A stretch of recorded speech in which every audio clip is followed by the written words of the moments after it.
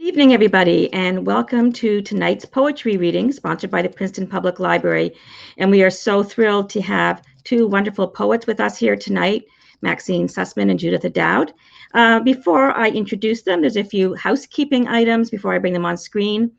So this is our Crowdcast platform that the library uses. And if you're having any problems with technical issues right now, just pop it into the chat so I can see it. The chat will close down while the main reading happens, but it will stay open while we do the introductions. And it will open again at the end. We are going to do a question and answer period. So if you have a question for either poet, there is an ask a question function on this app, on this platform. So pop your question in there, and you can also upvote other people's questions while we are doing the reading. And if you're also having still some technical help, you can go under where it says live, it says get audio video help, and that will help you. We are very excited to have some other poetry events happening soon at the library, and I'm going to mention them now. One of the events coming up will be, our next one will be December 14th. This is our regular Poets at the Library event. And we'll have Wanda Praisner doing a reading along with Lois Marie Herod. And that event should be up on both the library site and here on Crowdcast. Within the next week, we'll be putting up our December event. So we're very excited to have Wanda and Lois Marie on December 14th. And February 8th, we will also have another poet event. We have one poet confirmed and are waiting on the other before we announce that. We do have one December event up on our site because it is a very large one, and we're just starting the promotion for that. And so it is going to be, I'm going to put the link here into the chat so you can see it. And this is going to be an event with Tracy K. Smith and Kevin Young. And I know that Tracy and Kevin are probably two poets that need very little introduction.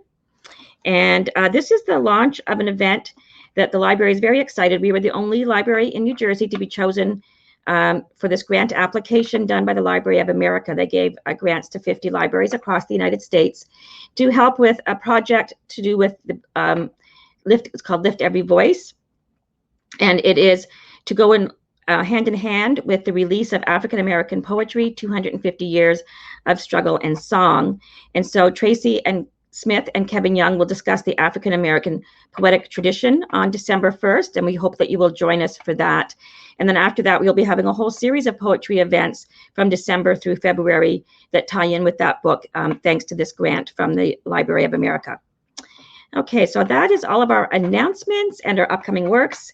And so now I think we're ready for the main event. I'm going to introduce both poets, and then I will disappear to the background and bring them up for you. So Maxine will be reading first. Maxine Susman is returning for another reading at the library. She has done many. Tonight she'll read from My Mother's Medicine, her 7th book of poetry. And she has published in many journals, anthologies, a few being Slant, Paterson Literary Review, Fourth River, Crab Orchid Review, and of course, US 1 worksheets.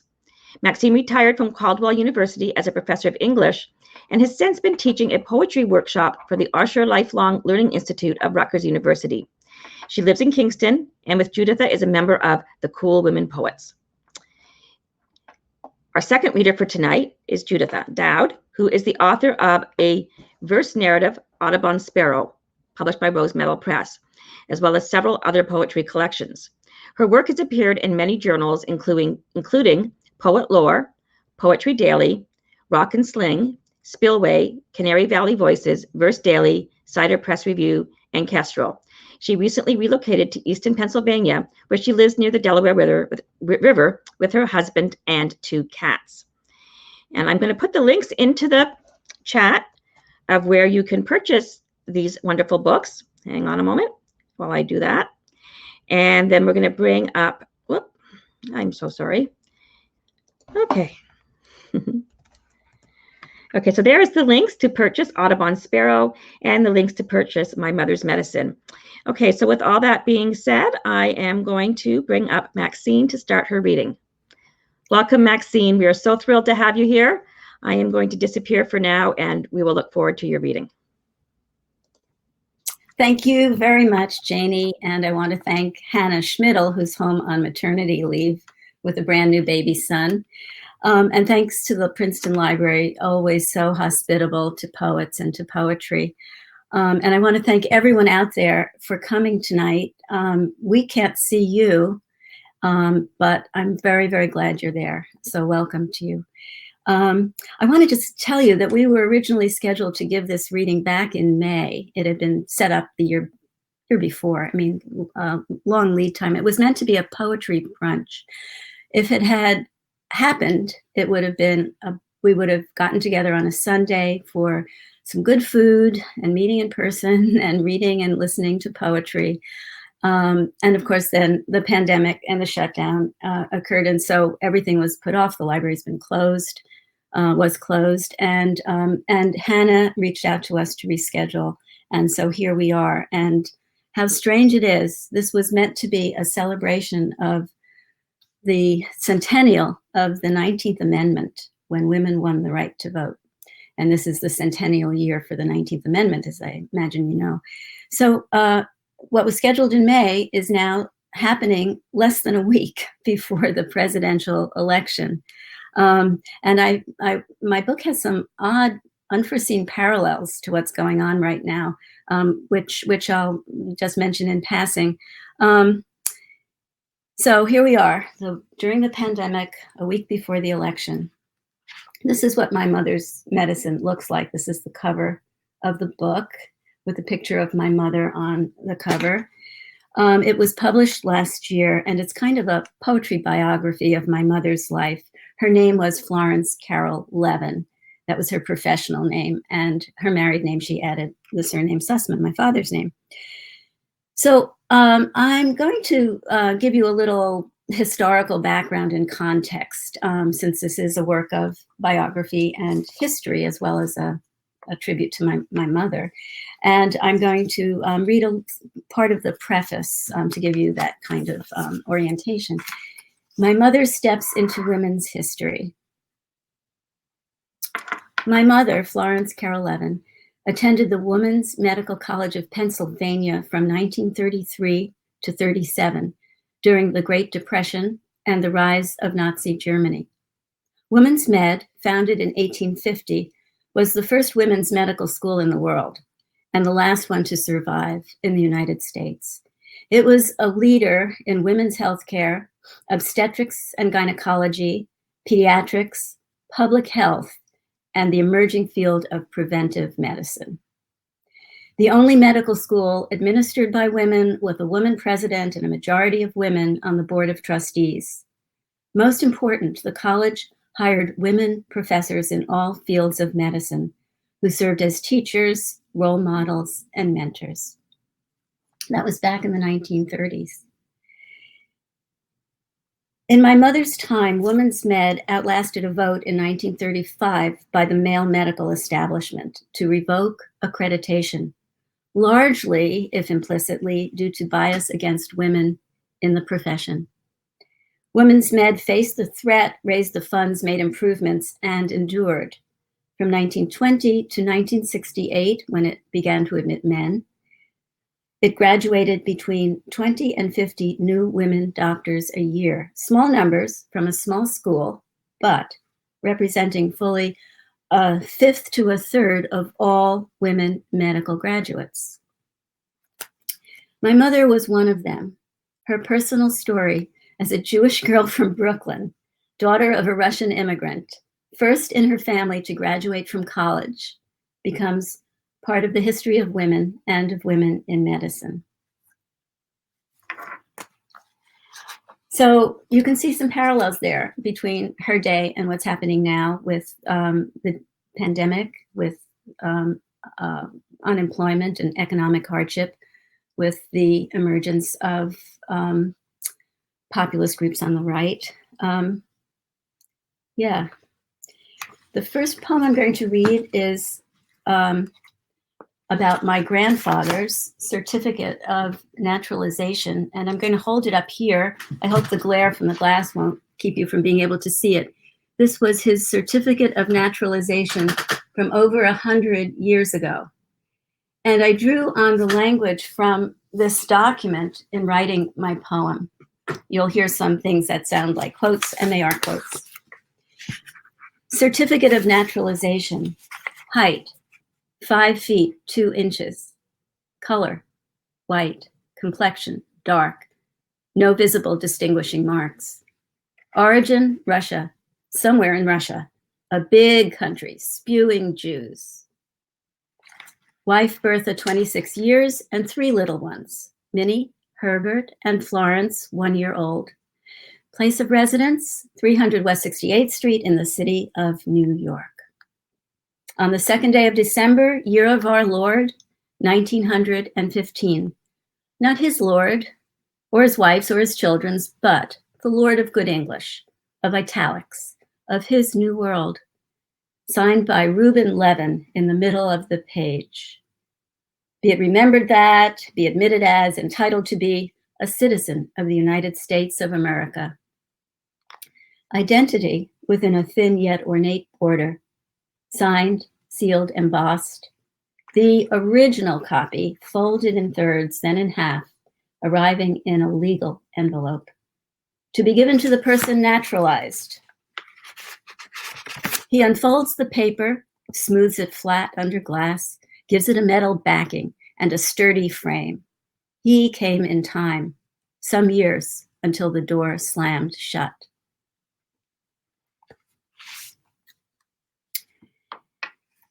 So if you think about it, everybody lives in history. We all do. We're living through history right now. And what seem like our everyday, ordinary lives have been upended by what's happening in the larger world around us.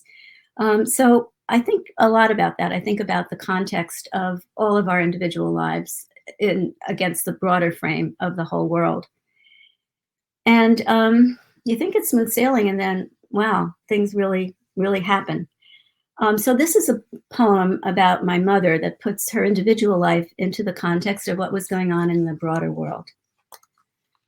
My mother was born in 1914, the year World War I broke out in Europe, a year before her father became a citizen, 2 years before Margaret Sanger opened the first birth control clinic in America, right in Brooklyn, 4 years before Spanish flu reached New York, the armistice was signed, her baby brother was born.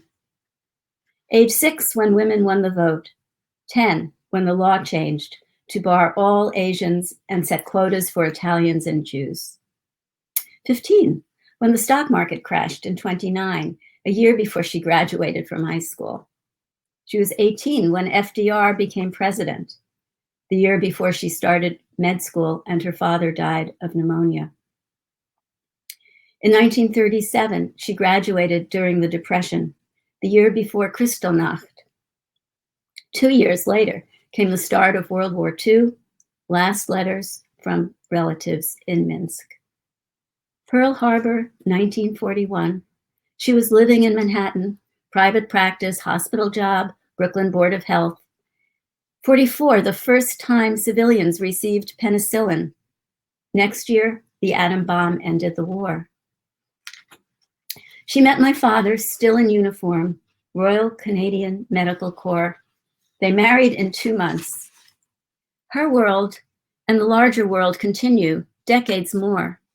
Husband, children, work, joys, sorrows, success, dementia, until she dies a month before turning 96. History doesn't end, but histories do. Right after, right before, something changes everything.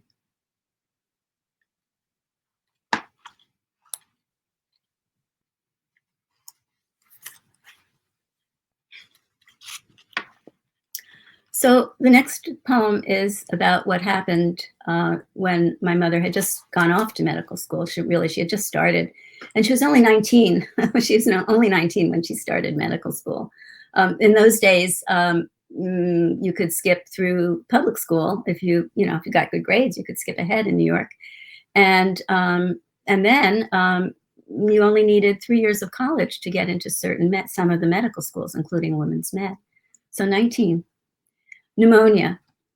Just weeks into the fall, he had a bad cold. No need to come home. Come home. He's coughing but smiling, kibitzing. He already paid her school bill. Even hard times, people need plumbers just like they do doctors.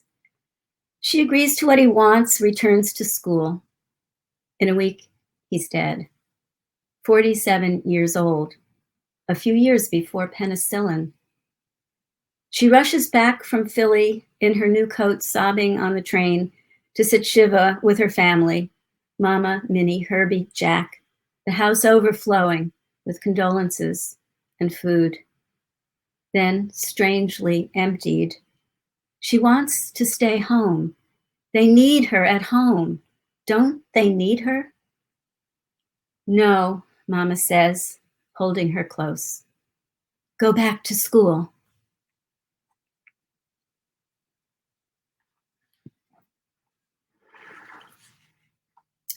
I want to show you a picture of my mother's medical school. This is the Women's College, Medical College of Pennsylvania, an artist rendering, and this was done in, can you see it okay?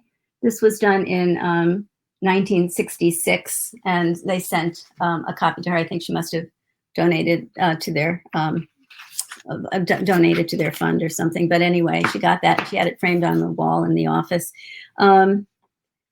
And that's what the main building looked like. But behind that main building, there was another building called the Animal Shed. And I've tried to imagine in some of these poems what it would have been like for my mother to learn the ropes as a doctor and to think about some of the personal and ethical issues that were involved in learning about medicine. The Animal Shed stood past the new college hall. Walk by at the right times, you hear them being fed. She watched a truck unload a batch of strays, barking, yelping, snapping, herded inside to be hosed, kept in clean cages, treated for eczema and worms. When they're needed, brought to the pathology lab with its cabinets of embryos and specimens in jars. A large mutt sleeps on a table under ether. The greater good, the higher good, better a cat than a human, a dog than a child.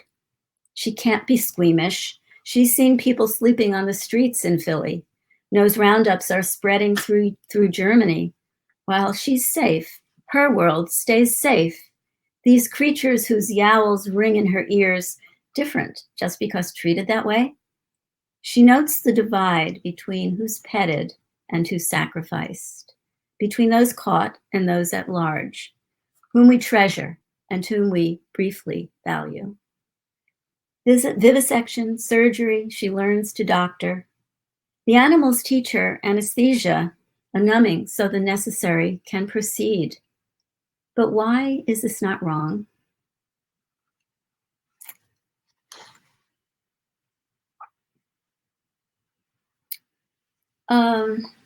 So the first 2 years of medical school for my mother were, from what I could tell from my research, they were largely academic classes and lecture halls and going to class and studying in books.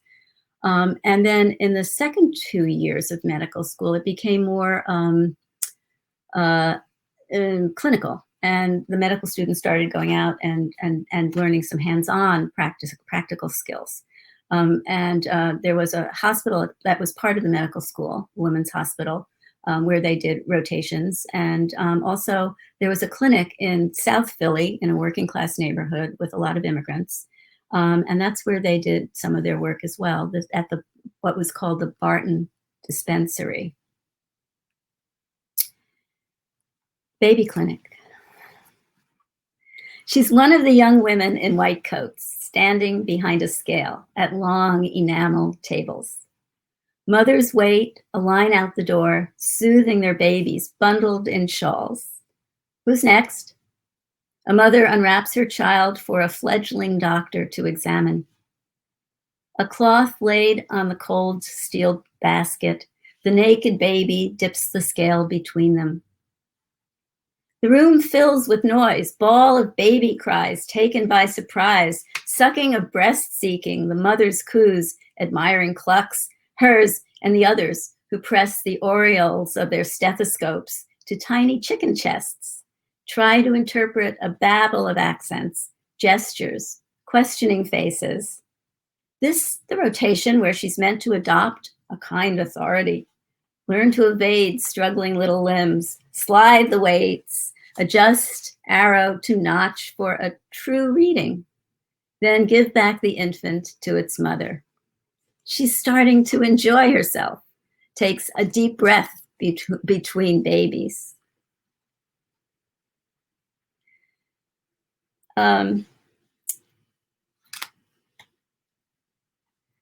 So my next poem takes place in 1936, the presidential election during the Depression, when my mother was in medical school. 1936, FDR was up for re-election. And here we are less than a week from our own election, and with all these pictures of people standing for hours online to vote. There's a reference to her high school. And this was James Madison High School in Brooklyn. And a shout out to my friend Eileen, who's a graduate. Other graduates were Ruth Bader Ginsburg and Bernie Sanders, James Madison High School. This is suffrage. She's on the bus headed to the clinic where mothers with infants wait in line. She thinks, I'm only one generation ahead of them. She can see row on row of high school classmates receiving diplomas, a sea of immigrant parents behind them, citizens who pledge allegiance, pay taxes, obey the laws. And she remembers being small, perched high on her father's shoulders, seeing Mama march with thousands of women down the middle of Fifth Avenue, banners with 1 million signatures, her father throwing back his head, laughing. What a country, women, Jews. How her parents in 32 walked arm in arm to vote for Roosevelt. The only thing to fear is fear itself. Not true. Look around. Bank lines, bread lines, Hoovervilles, clinic lines. The other day, she joined a group of women around a union table. Learn to vote in English and Yiddish. Register here. What's it like inside the booth? Private, she thinks. You draw the curtain as for someone in labor giving birth. It's her stop next. She has time and change for a sandwich at the automat. A week from now, she'll stand in line to vote.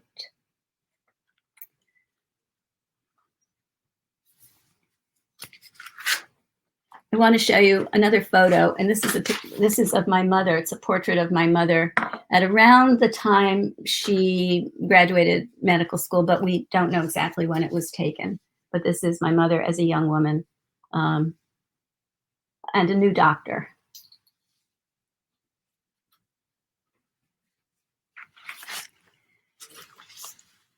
So the book is, My Mother's Medicine is in 3 parts. The first 2 parts deal with her background in her early years and then her years in medical school. And the third part is about her life after that, when she was a practicing doctor and married and had a family of 3 children.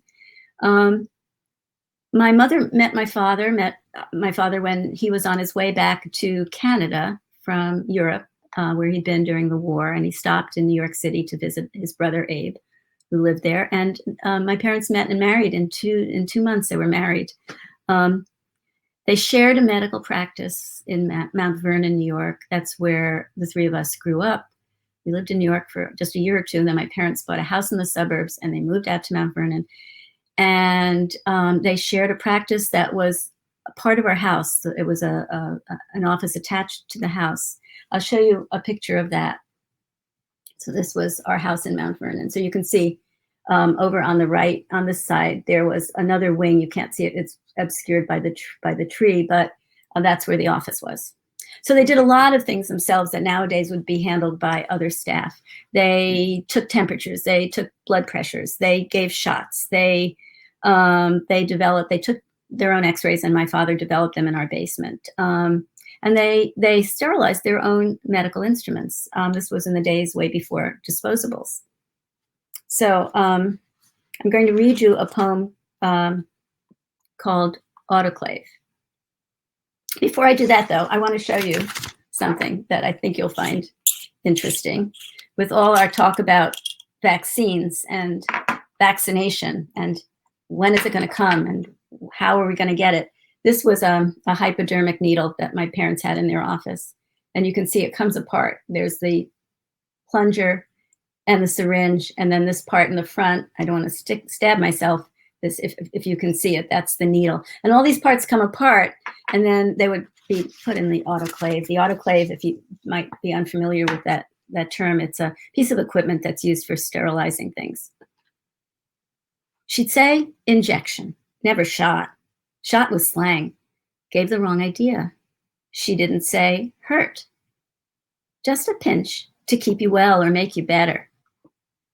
She would stick the needle in the upturned vial of vaccine, hold the syringe above eye level, and pull back the plunger to the measured line. Then plink her fingernail on the glass. Squint your eyes, she's done. Dirty, disassembled hypodermics, needles, plungers, empty tubes, idle and harmless in their limbo, waiting for the autoclave. Keep back, hotter than the stove. A pressure cooker, a bread box, a lobster pot of high gloss steel. Later, she unlocked its little door and with a forceps lifted the sterilized parts to a laundered cloth. It pleased me, the row of good as new hypodermics. The autoclave like a big steaming heart, rising to a boil, then cooling to a sigh. You could trust a needle after its trial by fire, brought to the point of no return and back.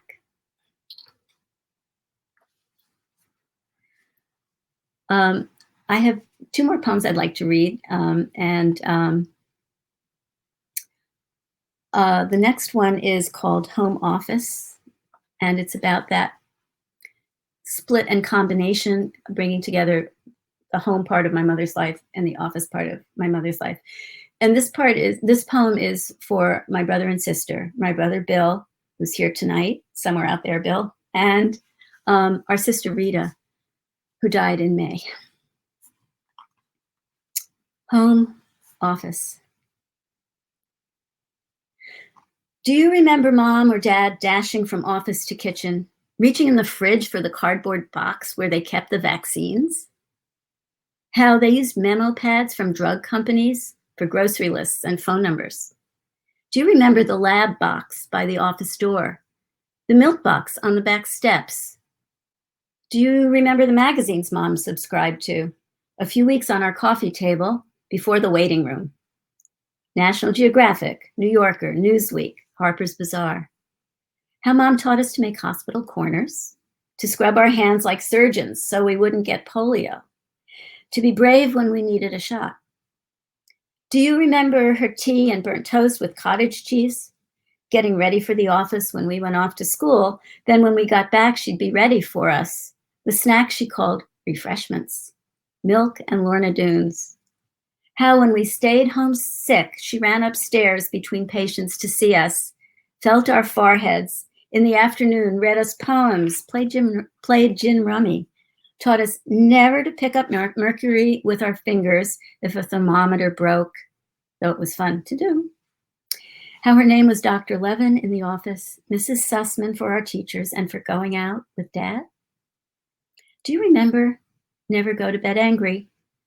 Laugh and the world laughs with you. Cry and you cry alone. Don't leave the house without a kiss.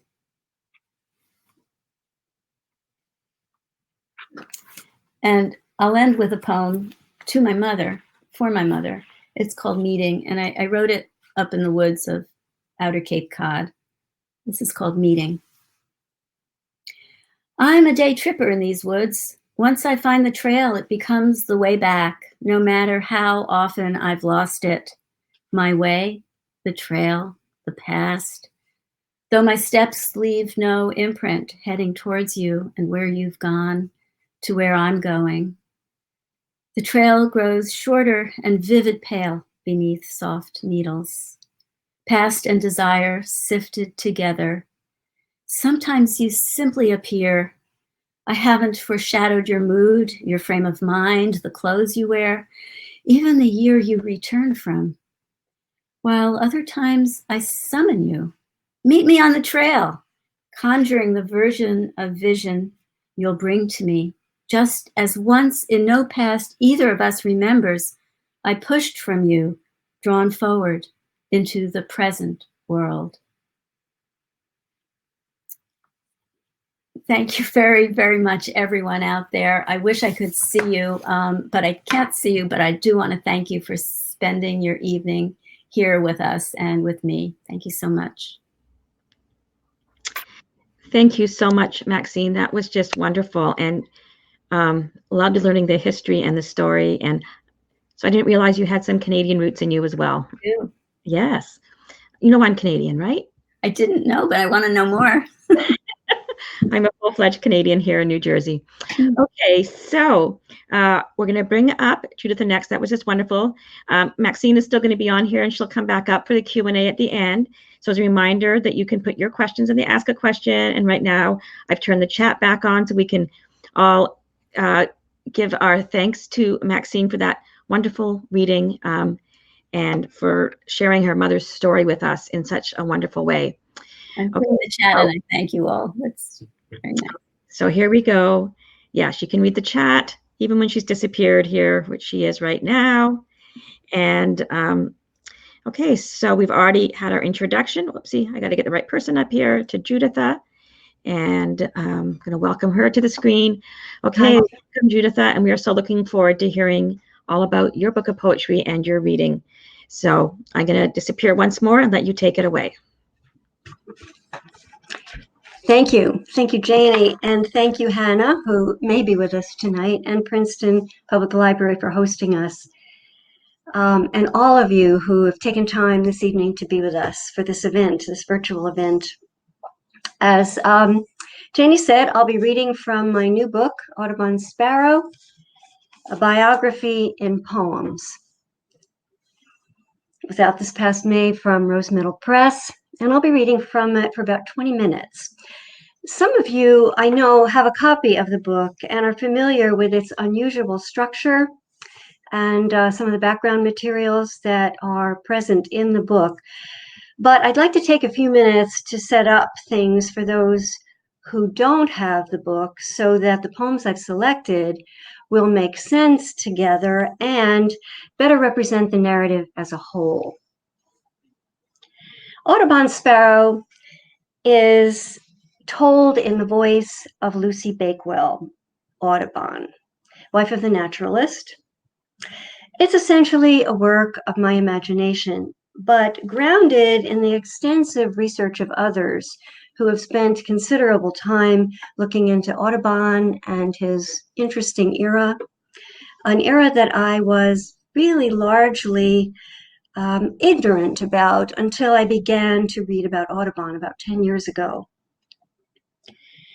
I became fascinated with the man when I was reading the Richard Rhodes biography, brilliant book that won the Pulitzer. And that prompted me to begin reading other books by the many others who have delved into his life.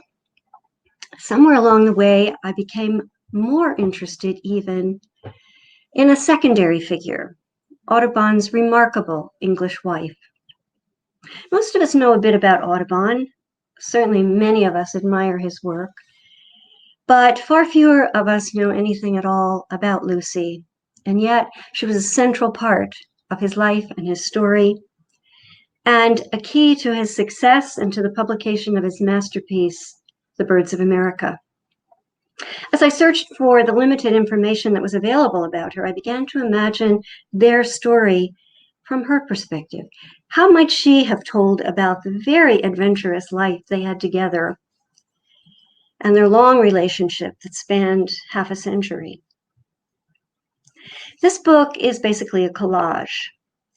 It relies heavily on 3 persona poem structures: diary entries, letters, and lyric monologues,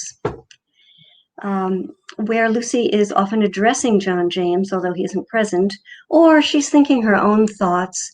Often there's almost a pre-verbal sense to them.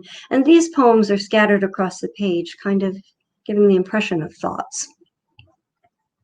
Also included in the book, which we don't have time for me to show you, are some of Audubon's drawings. a good many clips from his book Ornithological Biography, which accompanied his masterwork once it was published, and which contained many anecdotes about the Audubon's life together. It's a 3-volume book, and it's really worth reading if you're at all interested in the Audubons. So these extra pieces were added to give context to Lucy's story and to be a counterpoint to her point of view, even though we already know about Audubon's point of view from so much else. The story follows the two from the time they meet in 1804 through the next 20 years, actually almost 30 years.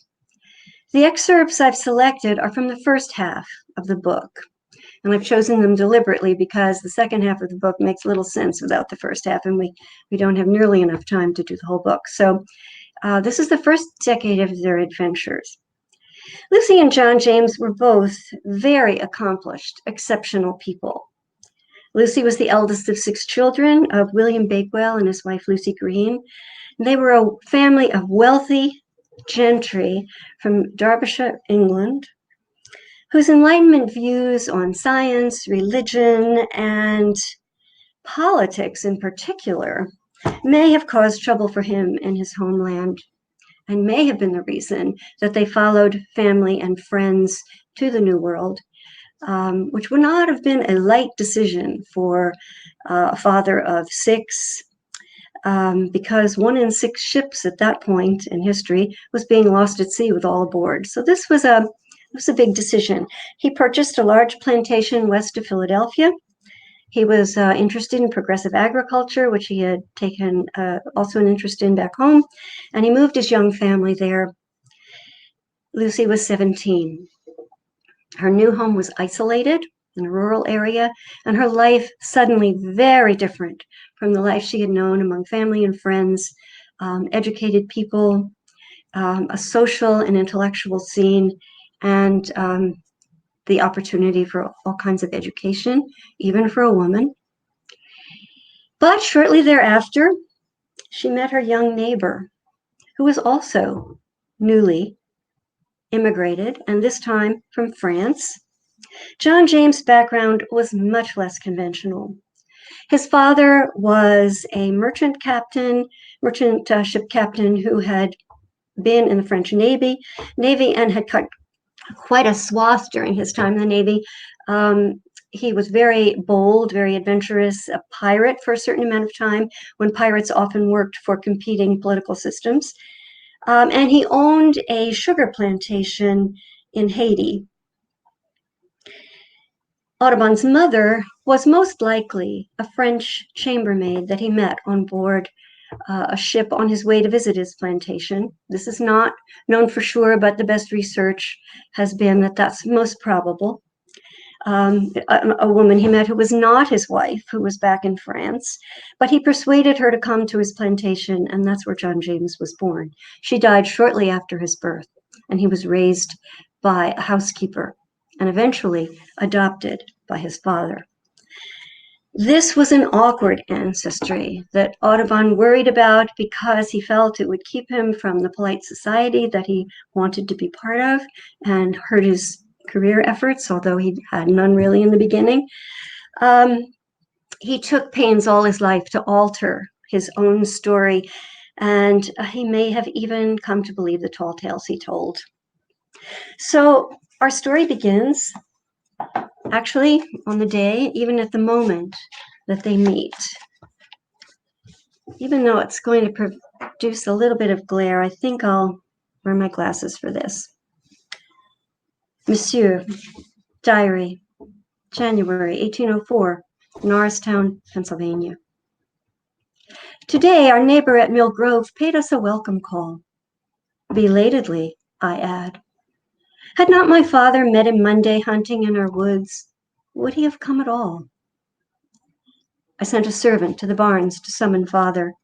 We waited in the parlor, I sewing a shirt for little Will. With open curiosity, Monsieur surveyed the room, moved closer to inspect my work. Bold of him, I thought. We spoke in both our languages as etiquette required. It was queer to note his preference for the Quaker thou. His chestnut hair falls well below his shoulder, and he is quite the dandy. So this is the first of the lyric monologues. Very much a young woman mesmerized by someone that she's rapidly falling in love with. There, on the limb of that red-leaf tree, you have taught me to see not only the cardinal, but light itself and the wind in it. Now, as I move through Father's fields, the wheat divides, weighs against my thighs like water in a creek, like a hand might if it brushed me, unintentionally. December 1805, dearest cousin. I am helping Mr. Audubon improve his English, and he returns the favor by tutoring me in French, mine being limited and apparently old-fashioned. If he stays for supper, our evenings are improved, for Mr. A is fond of dancing. He treats us to his fiddle or accompanies me on pianoforte, and he's taught us all some charming French chansons. His lively conversation always pleased poor mother, and entertains my siblings to this day. Yet father still resists, a suitor he deems unsuitable. Often he reminds me I am but 18. So in this first year of courtship, Lucy's mother has died, and she is now the woman of the house, running the household for her father. So we have this attractive young couple, by now passionately in love, who badly want to marry, but maybe the father doesn't approve. For Audubon, hunting and painting are still hobbies, not yet the consuming obsession they will later become for him. So finally, after 4 years of courting Lucy, Audubon visits Louisville on the frontier and determines that this will be a good place for a general store. He can now provide for a family, and so the couple marries and heads west, part of that huge migration of young people in the 19th century. And this is this poem I'm going to read, another of the lyric monologues, is in 3 parts. But I'm going to read the whole thing because it gives you gives such a sense of who they were when they started out. I'll just raise a finger when we're at the end of one section so you know we're moving into the next one. Madame Audubon. How will they fit in 2 small chests, these goods I've stitched all year? The larger must go to towels and quilts, but I need this one for clothes. 3 shifts, a petticoat, collars, summer gloves, the plain muslin nightdress, and this pleated one you say you love. 2 cotton dresses. Yes, I must have 2. My warm wool jacket with embroidery. These boots will do. The high-waist gown I've trimmed in mother's lace. Oh, how I wish she could have lived to see our happiness. And oh, my dancing slippers and the wooden pattens cousin sent to protect them from the streets. Headed west this rainy morning, the track more rock than road. I remember our courtship, husband, again the thrilling word. How we begged the fathers to permit our marriage. Too young, what prospects? How you all but drowned 4 years ago, a fall through ice on Perkiomen Creek, and I, your nurse till spring. And that Phoebe pair you showed me once, lovebirds you called them, leveling your gaze. In the mountains before Pittsburgh, I stepped down to spare the horses, walk with you in the muddy rut. When you pulled me from the battered coach, I barely knew my name. The terror as we overturned, the horses' screams. I feared then you would break my bones. So tight you held me. The way you cried, my wife, my wife. So now they're in Louisville, finally. This is a long trek to Louisville. March 1809. Dearest cousin Euphemia. At the end of a year in Louisville, we find ourselves still living at the Indian Queen Hotel, less rough than others where we've stayed, although every bit as noisy. Hoping soon to rent a house, retrieve our belongings, yet pleased to have our own room now, where no one spits tobacco juice, as private as we could wish. Mr. Audubon is busy at his general store, one not off hunting rabbits or sketching them or racing his fine horse. As my confinement nears, I pass the time in sewing. How I long to have a book. Of course, she was an educated woman for her time, so the frontier must have seemed very rough. They have limited success in Louisville and decide to move 125 miles south to the small frontier town of Henderson, where there's less competition and which is much farther into the interior. And after a couple of years there, they decide to return home to Lucy's family for an extended visit. I'm going to read this poem, which takes lines from one of her actual letters, and so it's really one I'm very fond of. December 1811. Is it wise, I asked him twice, to travel so close to winter? But he was unconcerned. We had our health and the excellent horses. Our Victor, so young but eager, sat before his papa on the big-shouldered bay, which, besides the boy, is his father's pride. From Louisville to Pittsburgh, I write now to Euphemia, the chief part is through woods where the sun scarcely penetrates. We forded the Ohio in a snow squall, memory of our westbound trek 3 years ago still fresh. The roads most dreadful at all seasons. Leaving the foothills, we scanned the plain ahead, and finally my father, dry clothes, an ample bed. Now the difficulty and fatigue are over. I can scarcely realize that I have rode on horseback nearly 800 miles. And with a baby, mind you. So while they're home, they are thinking about other plans. They'd like to go to New Orleans. Audubon and Lucy's brother would like to become factors, which are representatives who would work with as brokers kind of in trading. But suddenly the War of 1812 breaks out, and this closes all of the trade with England and makes it dangerous actually to engage. So they decide to try again in Henderson. Home, 1813. I did not think this kindly once of Henderson.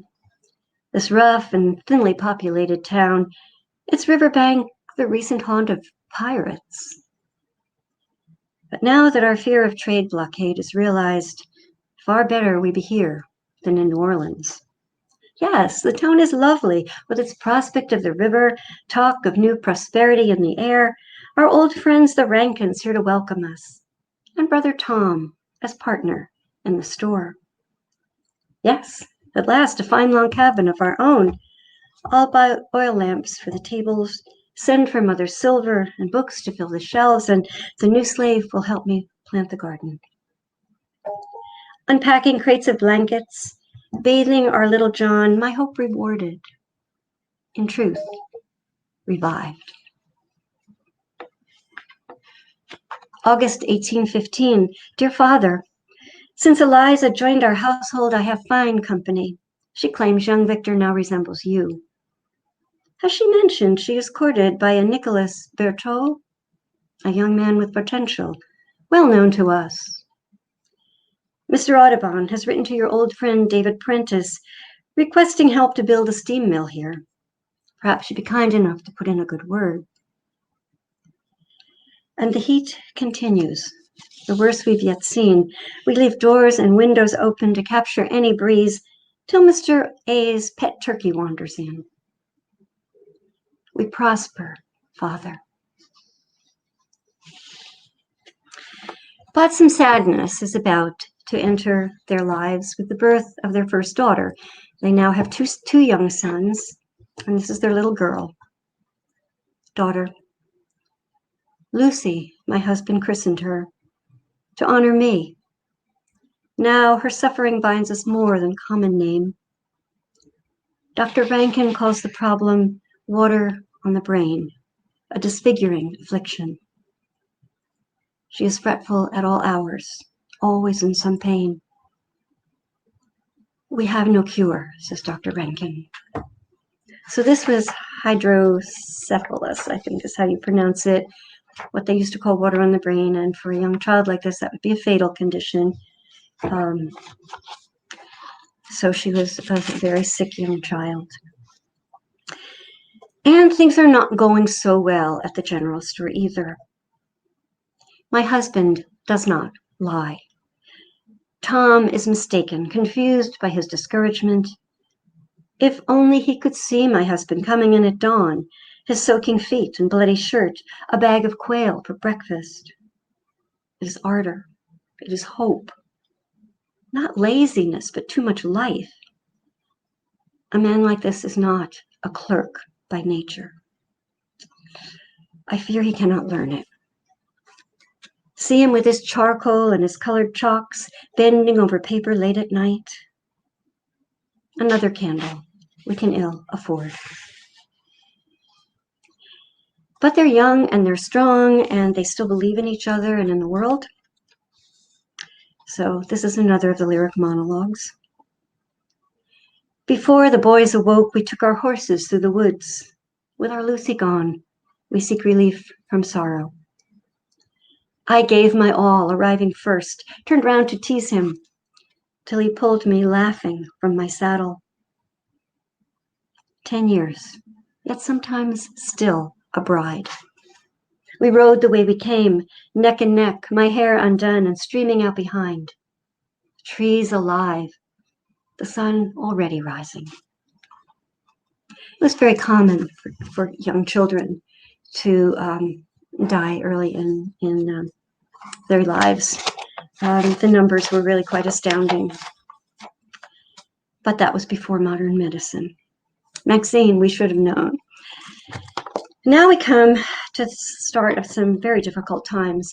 The Louisiana Purchase of 1803 was made on credit, a lot of credit, and the very large debt came due in 1819, during what was coincidentally a very difficult financial time in both Europe and young America.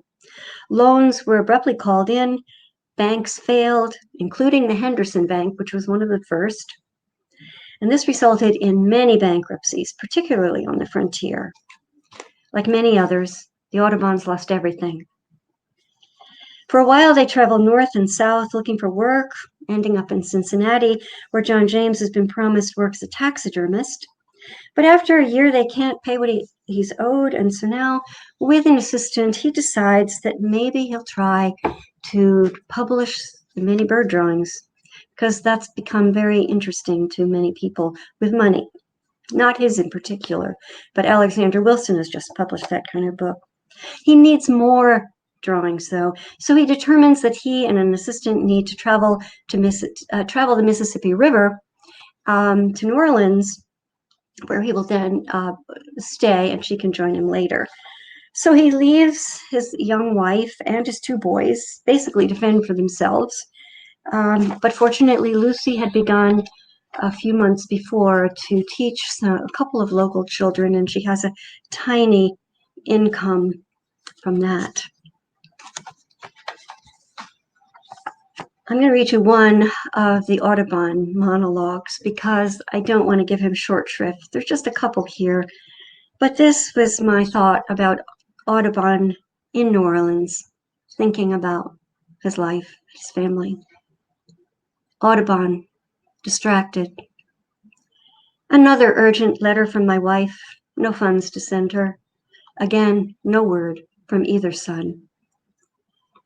It has dawned only gradually how I've failed them, that I must call it that. Here in my portfolio, the woodpecker in flight, and over there, pinned to a board, the same bird, lifeless. Today, I'll seek new students as I must, and advertise for portraits in the marketplace. But look, this wing, the position, not quite right. It wants more contrast, a cleaner white. Well, at this point, Lucy has really serious doubts about whether this marriage can go on. But she doesn't have many options, as women did not. And I think it's interesting that both Maxine and I have chosen to write so recently about women because we need to know these stories. If she had left her husband, she would have been shunned. She would have been virtually penniless. Her family might not have supported that idea either, even. So, but she is having some doubts, and there are real doubts, and she should be having some doubts. She's been left alone with young children, and she's scared to death. Doubt. When I've almost thought, no, decided, we must part, I see again our Lucy, those long nights back in Henderson, how your hand supported the child's poor head, your patience with her endless crying. In the glow of dying fires, I saw you wept as well, soundless, your back bent hard against the dark, and the lit cave it made for the two of you. From everyone, it appears that Audubon was a very loving husband and father, and no doubt was deeply, deeply affected by the death of this child. So I'm only going to read one more poem now. I'm going to leave you here with a little ray of hope. We still have 10 years before he's able to go to England, almost 10 years. No, it's more like 7, before he's able to go to England and pursue publication of his book, which is a major undertaking, as you can imagine. But Lucy has now gathered her sons, and with her sister's help, she's taken a boat, a simple boat, down to New Orleans to join her husband, and it's December again. Reunion. As soon as we arrived last night, he opened his portfolio. So many new mammals and birds spread across the floor. A wonderment overtook me. The mastery he has gained. Something new inhabits the eyes. They see us. Thank you all so much. It's been great to be with you, and also to be reading with Maxine. Oops. Thanks, Juditha. That was great. That was yours. I love that book. Yeah. So here we all three are back Yeah. again. No, actually, I guess not all, we were not all three before. So Yeah, we're now here back. We're all back, Mhm. and I'm going to encourage our audience to give feedback and to ask any questions that they like. And we did have one question, which is I mentioned that this would be up on YouTube. So the library does have a YouTube channel where we upload many of our events, and we have a specific playlist for things that are literary. I'm going to actually, I put that in the answer to this, but I'm going to put it also here. So, and we upload once a week on Friday. So you could check this particular playlist on Friday. It should be up there by late morning or noon at the latest. So that's, this will be available on, because we know that YouTube is easier sometimes to share. Crowdcast does record all of our conversations and works here, but it's a lot easier for people to share from YouTube. So we put them there too. Yes, I do agree, Sally, that it was wonderful storytelling. So many wonderful comments from people who were, delighted in hearing about Maxine's mother and this wonderful story, this historical book of poems. And it's so interesting to delve into that.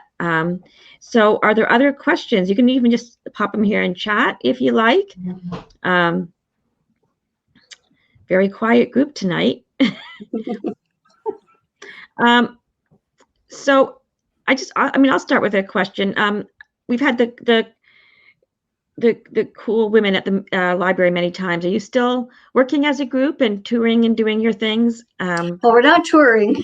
No, that's true. Sure, we would if we could. We still meet once a month for critique every first Sunday afternoon of every month.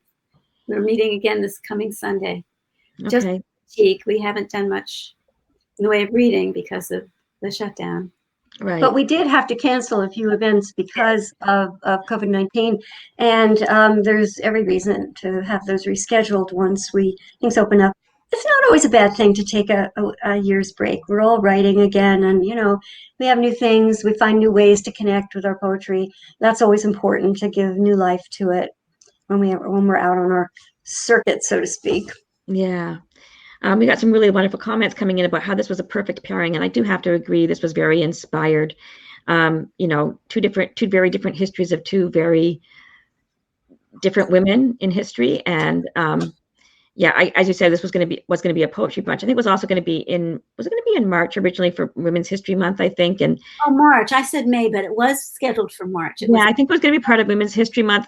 Right. Mm-hmm. Or maybe not. But then it was going to be May because my book wasn't going to be out yet, so we switched. Oh, okay. Yeah. March was the idea originally, and then the book wasn't ready, but it was meant to be, for the centennial of Yeah. Yeah. It's so hard to remember. May seems like about 500 years ago. Yeah, and to find books of poetry that explore history in this way is so unique, and that you're both cool women and know each other and we're able to bring this together was a delight. So what are you both working on next? Go ahead, Juditha. Well, this book has taken up a lot of my time, and so I kind of put other projects on hold. But now that it's been out for 6 months and I'm not working on marketing so much anymore, I've been doing a lot of kind of one-off things, which really feel like a luxury. They just come to me and I'm doing them, which is great.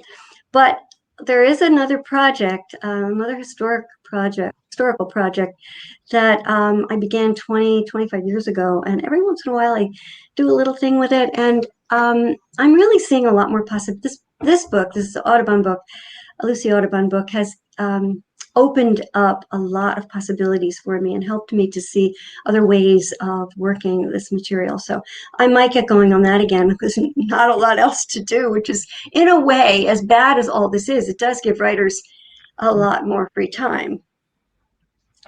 Yeah, to not have to have a tie to go out and be on the schedule. So yeah. Yeah. And what about you, Maxine? Oh, well, I've been teaching. I have this wonderful poetry workshop going, and a bunch of people from the workshop have been listening to the reading. I'm so glad you're here.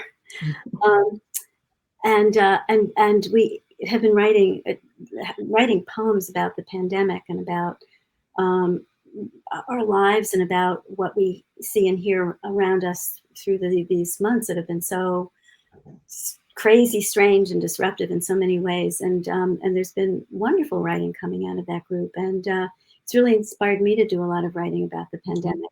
I don't know where it's all leading to, what will come of it, but I think there's going to be a real outgrowth of pandemic poetry. There has been, yeah. And it's already out there, and I think it's going to continue. I mean, it really has been such everybody's having such a different experience in this pandemic too. Each person's experience is so unique to write about. Here's a wonderful question coming in from the audience. What poets have either of you read as inspiration for your own biographic historical story poetry collections? Did you do any readings, or were you inspired by anybody? I could start with that because I was recently asked that question, so I actually had to think about it, Maxine. I was inspired by poet Linda Beard's book, The Ghost Trio, which is about a similar time in England where she takes a look at different figures who were almost part of Lucy Bakewell's world, but just the brilliant way that she looked at these figures and got into them and became their voice. I was very inspired by that.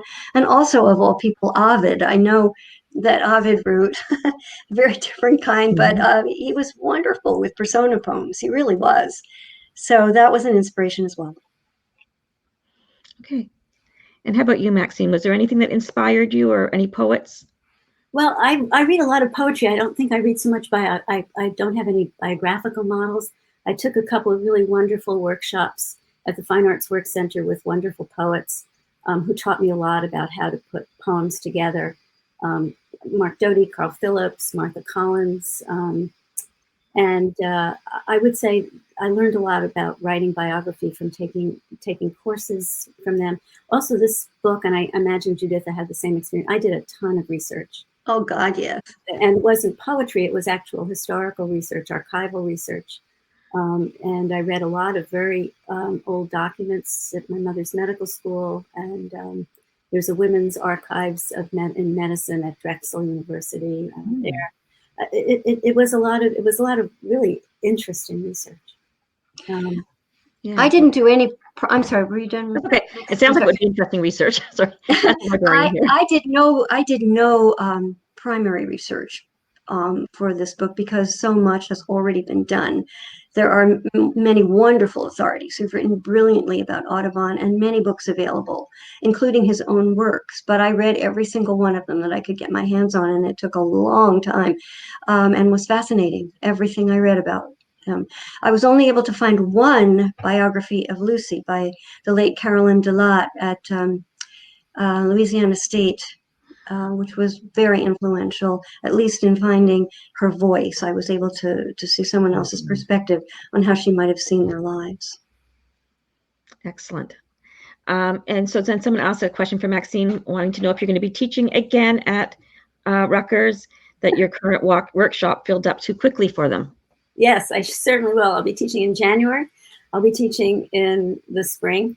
And I'm probably going to be doing a couple of workshops for the Arts Council of Princeton soon in November and December. Great. So, yeah. So yeah, I love teaching. I find it, I love the workshop and the people in the workshop and the work we do together. So I'm going to continue that. Great. Comment from the audience, just thanking you both for bringing to life these two women and how they responded to history and how they both experienced it and shaped it. And I think that is a perfect way to end the evening, is to thank you for doing that. And, just a very unique poetry event tonight. And I'm so glad that we were able to, after all these months, have you both on here. And I look forward to future poetry readings with the Poets at the Library group, which is a combination of the US 1 poets and the Delaware Valley poets get together for these regular readings, normally in our second floor in our lovely cozy newsroom. But we're going to be bringing them online here.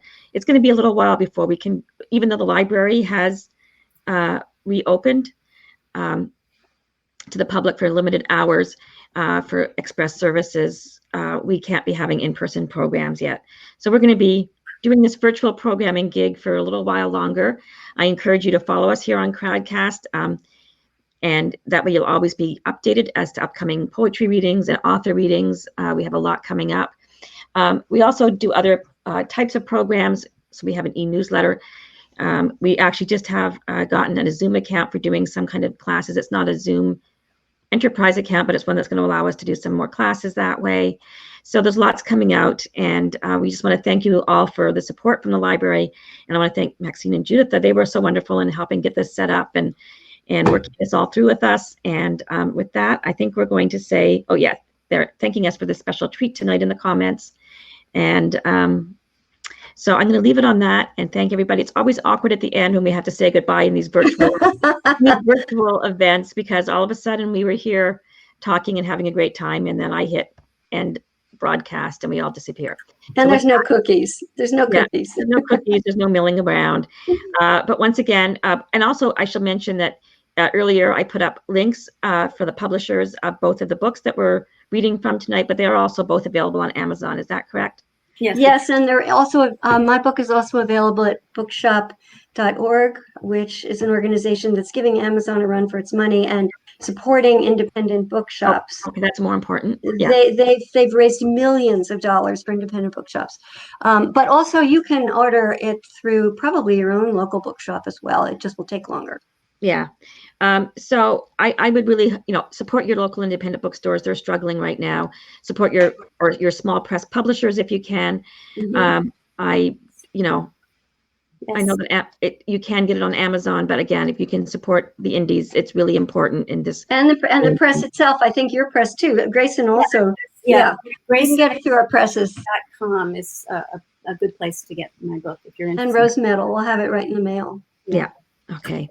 So thank you again, everybody. And thank you, Jenny. For some more poetry. Good night, everyone. Thanks to the library. Bye. Thanks for coming.